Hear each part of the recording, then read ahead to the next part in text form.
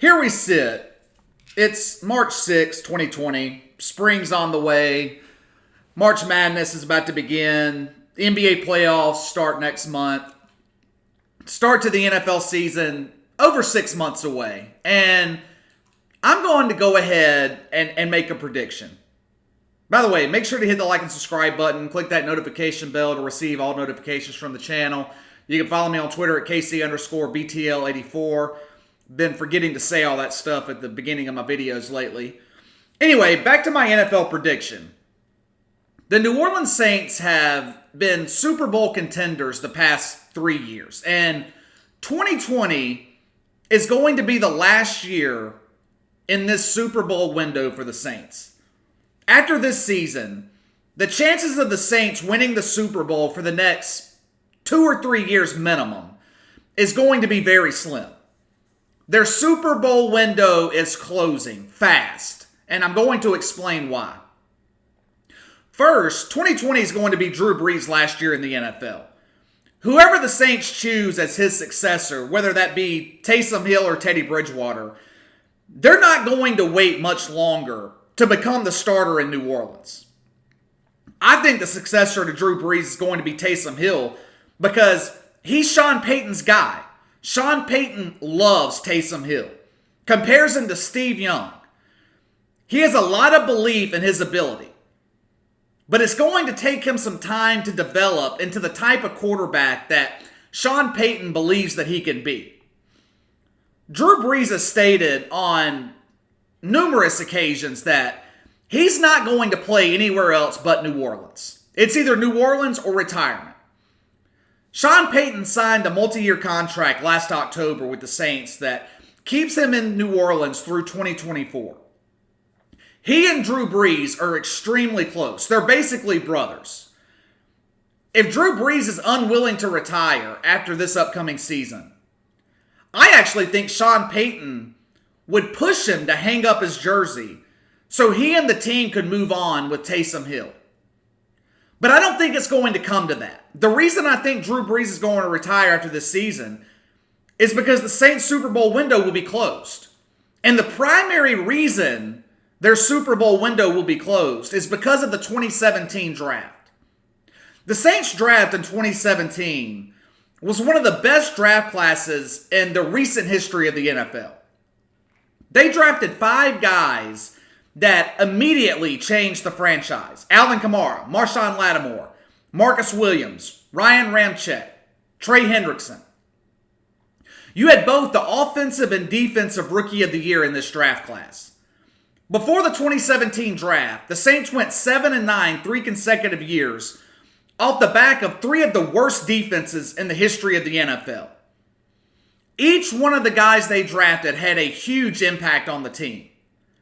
Now, why would the 2017 draft be the cause of the Super Bowl window for the Saints closing after 2020? Because it's time for those 5 guys to get paid. And it could actually start as early as this offseason. Now, obviously, guys like Trey Hendrickson, Marcus Williams, they're expendable. Good players, but they're not the kind of guys that are going to command major money, eat up a bulk of your salary cap. But the Saints have some real decisions to make about Alvin Kamara, Ryan Ramczyk, and Marshawn Lattimore. You've already got 2 guys on the roster in Cam Jordan and Michael Thomas that are eating up a good portion of your salary cap. You've also got to think about the quarterback position. If Taysom Hill is as successful as Sean Payton thinks he's going to be, eventually he's going to want a big contract. There are already rumors that Alvin Kamara could possibly hold out this all season for a contract extension. And I wouldn't blame him. He's played the last 3 years on a contract that is far less than what he's worth. Alvin Kamara, believe it or not, has yet to make $1 million in an NFL season. Now, Kamara is going to be the big name from this draft class that's coming up for contract extensions, but I actually think he's the 3rd most important player out of the 5. History is not kind to running backs in the NFL. You rarely see teams pay running backs big money. And we saw what happened last season after Alvin Kamara was injured midway through the year. He was afraid to take a fucking hit the rest of the season. His production dropped. His market value is around $15 and a half million a season, which right now is out of the Saints' price range. And you'd have to be out of your fucking mind to pay a running back that kind of money anyway. The two guys that the Saints should be concerned with signing long-term is Marshawn Lattimore and Ryan Ramczyk. Two guys who play positions where it's extremely hard to find elite talent. Ramczyk is critical to the Saints' offensive line, and Lattimore is one of the best cover corners in the league when he applies himself. Shuts an entire side of the field down. There's a reason teams continued to pick on Eli Apple last year, and after that, Janoris Jenkins. Guys don't get open when they're covered by Marshawn Lattimore. He covers an opponent's best receiver every game, damn near shuts him out every time. My point is, the Saints have a lot of guys that are the nucleus of this team that are coming up for contract extensions, and the Saints don't have the cap space to pay them. I haven't even mentioned guys like Demario Davis, whose contract is up after 2020. Haven't even mentioned the Saints' desperate need for a number 2 receiver to complement Michael Thomas. New Orleans is already hard up against the cap. They've only got $9 million in cap space. They still got to sign Drew Brees to a fucking contract. Mickey Loomis could possibly do what he did a couple of years ago, push Brees' salary back over the next season or two, but that doesn't fix the problem going forward. It only fixes it for 2020. It only makes things worse for the future. 2020 is Super Bowl or bust for the New Orleans Saints. Likely Drew Brees' final season. Key players on this roster are going to want to be paid. And New Orleans is not going to have the money to pay all of them. The defense is getting older. Now, I'm not saying that the Saints are just going to completely fall off after the 2020 season, go 13-3. I still think that they'll be playoff contenders. But this is going to be the last year for a while that they'll be legitimate Super Bowl contenders. All right, moving on. Tom Brady becomes an unrestricted free agent for the first time in his career in just under 2 weeks. Speculation's been rampant for the past couple of months about where he's going to be playing next season. Now, I've said from the beginning that he will not be back in New England, and that sentiment was further cemented on Tuesday. Bill Belichick called up Tom Brady on Tuesday afternoon. I believe it's the first time the two have spoken since the season ended back in January. The conversation wasn't what I would call good. It did not go well. The fact that we know about this conversation at all, that it leaked out, tells me that the relationship between Brady and Belichick is not good. I think Tom Brady was looking for Belichick to be something that he's not. Cheerful, warm, inviting. Reports are saying that Bill Belichick was typical Bill Belichick, which did not sit well with Tom Brady. Now, even though Belichick and Brady have had tremendous success together, 9 Super Bowl appearances, 6 rings, playoffs damn near every year, they're not friends. This isn't a Drew Brees, Sean Payton head coach quarterback relationship. Brees and Payton are friends off the field. Their families are close. Bill Belichick doesn't give a shit about Tom Brady's wife and kids. He only cares about what his quarterback's doing on the field. And last season, Tom Brady just wasn't very good. You can blame that on the lack of weapons. You can blame it on his age. You can blame it on whatever you want. But at the end of the day, Tom Brady was not Tom Brady last season. He wasn't elevating the guys around him and making them better. And that's all that Bill Belichick cares about. I've mentioned several times on this podcast about the resentment I think exists between Brady and Belichick. The Patriots had Jimmy G waiting in the wings. They had Tom Brady's successor on the sideline. They had to trade him because Tom Brady wasn't ready to give up football. That was nearly 3 years ago. And I don't think that Bill Belichick has ever gotten over it. Tom Brady said this week that he's going on vacation for the next 10 to 12 days with his family and won't be thinking about where he'll be playing next season. I don't believe that for a fucking second. He doesn't have time to waste. Once March 18th arrives, he's got to make a decision sooner rather than later. Potential teams looking for Tom Brady don't have the luxury to wait around on him to make a decision. Teams like the Tennessee Titans or the Tampa Bay Buccaneers, they've got starting quarterbacks hitting free agency. They can't wait around on Tom Brady to figure out what the fuck he wants to do and risk losing Ryan Tannehill or Jameis Winston. The 49ers have that luxury, but are they willing to trade Jimmy G and mortgage their future for a 1 or 2 year run with Tom Brady? Maybe. I mean, they're supposedly interested. Either San Francisco or Dallas would give him the best shot at a Super Bowl. But Dallas makes more sense to me. If I'm the 49ers, I'm not willing to let Jimmy G walk and risk the future of the franchise for a 43-year-old Tom Brady. Now, Dallas, on the other hand, could use this as an opportunity to get out of the Dak Prescott situation. Sign Tom Brady, let Dak Prescott and his mediocre quarterback play walk, and draft your quarterback of the future.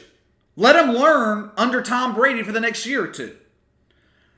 Whatever ends up happening, I can say with confidence that the one team that Tom Brady won't be playing for next season is the New England Patriots.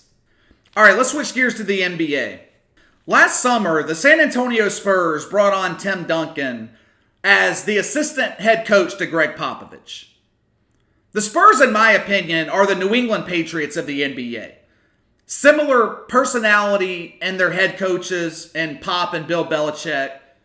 Organizations are run the same way. You never really hear anything out of either of their locker rooms.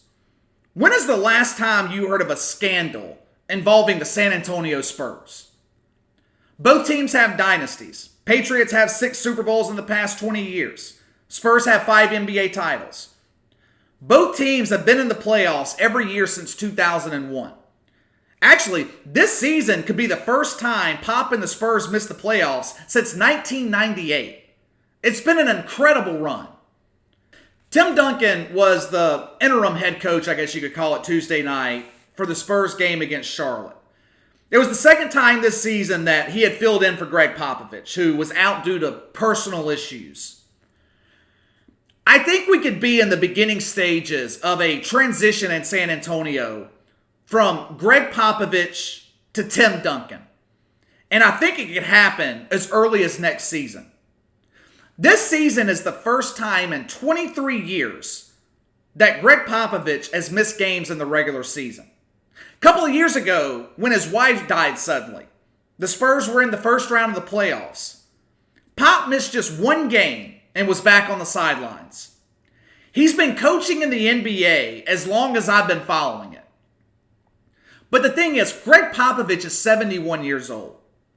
Obviously, his coaching career is coming to a close. The Spurs aren't anywhere close to contending for an NBA title anytime soon. LaMarcus Aldridge, 34 years old. He's not the player that he was in his prime. This team does not have a superstar on its roster. Past couple of years, they've been bounced in the first round of the playoffs. First time in Pop's career that the Spurs have been knocked out in the first round in back-to-back seasons. So, the Spurs are a long way from title contention. And what better guy to lead this team as Pop's successor than Tim Duncan? Tim Duncan is the San Antonio Spurs. His personality fits perfect within the structure of this organization. He's been part of the franchise for 20 plus years. Both he and the team could grow together because the Spurs need to blow this thing up and go into a full rebuild. Tim Duncan was asked after their 1-point win in Charlotte about the possibilities of him being a head coach in the future. If it were something that he would be interested in pursuing down the road. And he gave a flat-out no for an answer. Said Pop is going to be back, and he would be happy to hand the reins back to him. To me, though, that's just Tim Duncan talking about this season. I think that this has already been discussed between Duncan and Popovich. I mean, why else would he be brought on last summer to be the assistant coach? I think Pop wants him to be a successor. Think about it. When's the last time Gregg Popovich missed 2 games in the regular season? It's never fucking happened. He is grooming Tim Duncan to be his replacement. If Pop does indeed step down after this season and Tim Duncan does replace him, San Antonio needs to find a way to shed the $51 million owed to LaMarcus Aldridge and DeMar DeRozan next year. This team, like I said a second ago, needs to go into a full rebuild. It's pointless to pay 2 guys that kind of money to get bounced in the first round of the playoffs every year. Or hell, not even make the playoffs. Both of those guys are going to be on expiring contracts next season. You could potentially trade both to contenders for younger players and draft picks. The Spurs could tank next season, hoping for a high pick in the lottery, and the Tim Duncan era could start fresh in San Antonio. All right, there's been a lot of debate recently about who should be voted the most valuable player in the NBA this season. With about 6 or so weeks left in the regular season, the top 4 guys right now are Giannis, LeBron, James Harden, and Anthony Davis. But really, this is a 2-man race between Giannis and LeBron James. Giannis has been the favorite to win the MVP for the 2nd consecutive year all season long. Only recently has the debate heated up between he and LeBron James. I think the main reason for that is how LeBron's performed since the All-Star break, and because of his 34-point triple-double against New Orleans on ESPN the other night. A game he carried the Lakers to victory without Anthony Davis. This week, all week long, I continue to see national pundits make the case for LeBron James to win MVP. I can understand it a little bit. What he's accomplishing at 35 years old is fucking remarkable. He's having perhaps his best regular season since his last season in Miami back in 2014. LeBron's also helped by the fact that he plays in Los Angeles for the Lakers, while Giannis is stuck in the frozen tundra of Milwaukee. Leading the Lakers is a whole lot sexier from a national perspective than leading the Milwaukee Bucks. Let's just be honest. But in my opinion, this MVP race isn't even close. It should go to Giannis. Both guys are highly critical to the success of their teams, but LeBron's got Anthony Davis to rely on. If he's having a bad game, AD can pick up the slack. Giannis has no one in Milwaukee. His number 2 guy is Chris Middleton, who would be the number 3 option in Los Angeles for either team. If Giannis has an off game, the Bucks are fucked. Just look what happened Monday night in Miami. Giannis played his worst game of the season. Still managed a fucking double-double. Scored only 13 points though. His plus-minus was minus 16. Shot 33% from the field. He was god-awful Monday night. Bucks lost that game by 16 points. LeBron had one of his worst games of the year a couple of months ago against Dallas. Scored 13 points on 30% shooting. Lakers won by double digits. Another reason I've got Giannis winning MVP, not only is he one of the best offensive players in the NBA, he's the best defender in the league. He could actually win MVP and Defensive Player of the Year in the same season. He can guard all 5 positions. Milwaukee's got a defensive rating of 96.5 when Giannis is on the floor. In a league where teams are averaging 110 points per 100 possessions, holding an opponent to that low of an offensive output should not be possible, especially this late in the season. Back in 2016, Steph Curry was voted as the unanimous MVP. It's eerie how closely Giannis's numbers this season match Steph Curry's numbers from back in 2016. All while playing a completely different style of basketball and giving 100% on both ends of the floor. Because let's not fool ourselves. Steph Curry is not a real good defender. Points per 36 minutes. Giannis has 3 more than Steph Curry. Rebounds, obviously, Giannis. Assist, Giannis has 0.2 less than Curry. Usage, Giannis. Plus minus, Giannis. Giannis would be robbed if he does not win MVP this season. Hell, he should be a unanimous MVP. All right, let's get to everybody's favorite NBA punching bag, the New York Knicks. About a month ago, I talked for about 10 minutes about the Knicks and why their owner, James Dolan, should be forced to sell this franchise.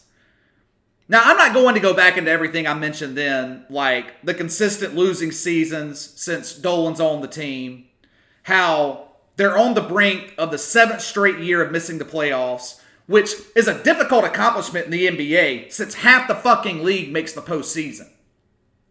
Bottom line is, since James Dolan has owned the Knicks, the press surrounding this team has been mostly negative.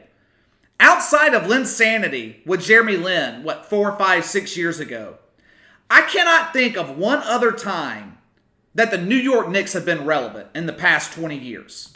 The NBA is better when the Knicks are good. New York City is the mecca of basketball. Madison Square Garden is the most famous arena in the world. James Dolan has managed to piss off the entire NBA community over the past 2 decades, along with an entire fan base in New York City. But fans of the Knicks have remained faithful to this team. The Garden is consistently packed, sold out when the Knicks are in town. The incompetency of James Dolan has once again been brought to the forefront this week, and it involves the most famous Knicks fan in the country. The one guy who is stuck by this team through thick and thin. The one guy who for damn near every home game, you know exactly where he'll be sitting. The one guy who's been more famous and more associated with the New York Knicks the past 2 decades than the fucking players themselves. Besides maybe Carmelo Anthony. Of course, I'm talking about Spike Lee. Spike Lee's vowing to not attend another game in the Garden this season. Not because the Knicks are deplorable and an eyesore to watch, but because of James fucking Dolan. For years, Spike Lee has been using the employee entrance to the Garden that's located off 33rd Street in Manhattan. This isn't some new thing. They've got ticket scanners at the entrance. He's been using this entrance, like I said, for 20 years. Apparently, that's no longer allowed by James Dolan, and nobody bothered to tell Spike Lee about it. There was an altercation between James Dolan and Spike Lee, which inevitably pissed Spike Lee off to the point that he went on ESPN Tuesday morning and said that he wasn't coming back this season. Said James Dolan was harassing him. Called James Dolan and the Knicks fucking laughable. And said the Knicks were the laughingstock of the sports world, which is true. On the surface, is this really a big deal? Not really. But it speaks to a pattern of incompetence with James Dolan. The bad hiring decisions, the bad player moves, the sexual harassment lawsuit, the incident with Knicks legend Charles Oakley 2 or 3 years ago. On and on and on. And now pissing off your number one and most famous fan because you wouldn't make a concession for him that you've been making for the past 20 years. At some point, how can everyone else be wrong except James Dolan? Was Spike Lee out of line for making a scene at the Garden with the people that just worked there? Probably. Wasn't the best way to handle the situation. But I understand his frustration. He's been using that entrance for years. He says no one told him he couldn't use it anymore. James Dolan's a fucking idiot. He's living proof that money can't buy class, nor can it buy intelligence. Spike Lee might as well be an employee of the New York Knicks at this point. He's that associated with this team. Hell, I wish he'd buy the team. Maybe then they would put something on the court worth watching. Now, Charles Oakley's chimed in. He went on ESPN the other day and said that this behavior from James Dolan has got to be stopped. And I couldn't agree with him more. In my 25 years of watching the NFL and the NBA, I've never seen a franchise stay in the national headlines while consistently losing more than the New York Knicks. The stories are never about the basketball being played on the court, because for the last 20 years, for the most part, it's been absolutely unwatchable. But there's always something going on with their control freak owner. Spike Lee's been a season ticket holder with the Knicks for 28 years. He's spent over $10 million with this franchise on tickets alone. That doesn't take into account the merchandise that he's bought and the merchandise that he's sold based off of his influence. No one was wearing New York Knicks starter jackets in the 90s before Spike Lee started wearing them. So, certain concessions should be made for this guy. For instance, I'm a regular at a couple of bars in town. I meet my friends there several times a week. I made a lot of friends hanging out at these places. I've also made friends with the bartenders, the owners, whatever the fuck. Because of that, over time, I've been given certain perks that someone that comes in every once in a while doesn't get. Whether it be free drinks, free shots, not being asked for my ID, not having to give them my credit card to start a tab. If I forget my wallet, they still let me drink. I could pay later. Whatever the case may be. This type of stuff also happens in the workplace. Someone working at a company for 30 years is going to have more perks and benefits than someone that's been working there for 30 days. The same goes for Spike Lee and the New York Knicks. Let the fucking guy use whatever entrance he wants. It doesn't matter. If he wants to drive a fucking motorcycle through the fucking entrance, let him do it. He's Spike Lee. He spent $10 million with your franchise. Does it really fucking matter which entrance that he uses? All right, I'm going to close out today with my New Orleans Pelicans, who are on a free fall this week. I think a lot of us Pelicans fans, myself being one of the main ones, put big expectations on this team prematurely. The Pelicans have lost 3 in a row. 2 close games against the Lakers and Mavs. 1 inexcusable home loss Tuesday night to Minnesota. They needed to win 2 of these 3 games, and instead they went 0-3. And their playoff hopes are quickly evaporating. They're sitting 5 games out of the 8th seed with 20 games to go. Not impossible, but highly unlikely this team is going to make the playoffs. I mean, hell, at the beginning of January, they were only 3 games back. They've actually regressed the past 2 months. Wednesday night, once again, the Pelicans proved to us that they don't know how to close out and win games. This is a team struggling to find an identity, which is completely okay. It's understandable. This is a young team. They don't have a leader. The guy that was supposed to lead this team was Drew Holiday, but he's failed to step up in any meaningful way. Eventually, Zion Williamson's going to be the leader of this team. We all know that, but we can't expect that of him just yet. He's 19 years old.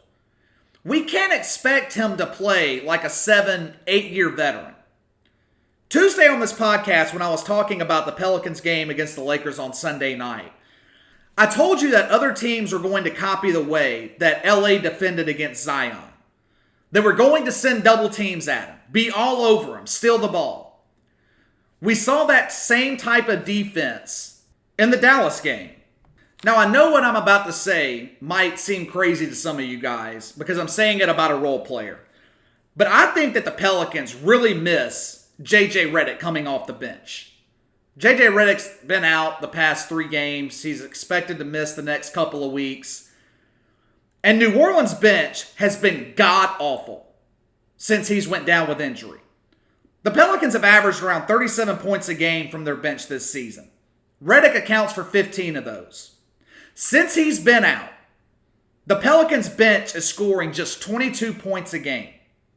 Field goal percentage, down 10 points. 3-point percentage, down 15 points. The Pelicans bench has been outscored by an average of 21 points a game since J.J. Redick's been out. Past 2 games, they've been outscored by 30. J.J. Redick's absence is huge for this young Pelicans team. It takes away one of your best clutch 3-point shooters. Other players on the bench have struggled since he's been gone. Josh Hart's been cold. Melly's been cold. The Pelicans are 2-6 when J.J. Redick sits this season. That's not a coincidence. Whether the Pelicans make the playoffs or not this year, I still feel like this team is headed in the right direction. They've got a great nucleus of players with Zion, Brandon Ingram, Lonzo Ball, Josh Hart. This team is headed in the right direction. I don't know if Alvin Gentry's the right guy to coach this team. Actually, I don't think he's the right guy to coach this team. But Who else are the Pelicans going to get? Gentry, you got to give him credit for turning things around after they went on that 13-game losing streak this year. It seems like this team has responded to him in a positive way. The only time I haven't been real pleased with the way they've responded to Gentry was in that Minnesota game Tuesday night, where they absolutely played zero defense. Now, I'm like a lot of other people. I question Gentry's rotations. I question the way he plays Zion specifically late in games. I don't know if that's all him. Sometimes I think that's a David Griffin decision. So I don't know if we could blame Gentry for that. But the thing of it is who else are the Pelicans going to get next year to coach this team? You tell me. I mean, Monty Williams isn't available. He's in Phoenix. A lot of the big name coaches already have jobs. I don't want Jeff Van Gundy. I don't want fucking Mark Jackson. So I'm not a guy that loves Alvin Gentry coaching this team. I just don't know who else the Pelicans could get at this point to replace him.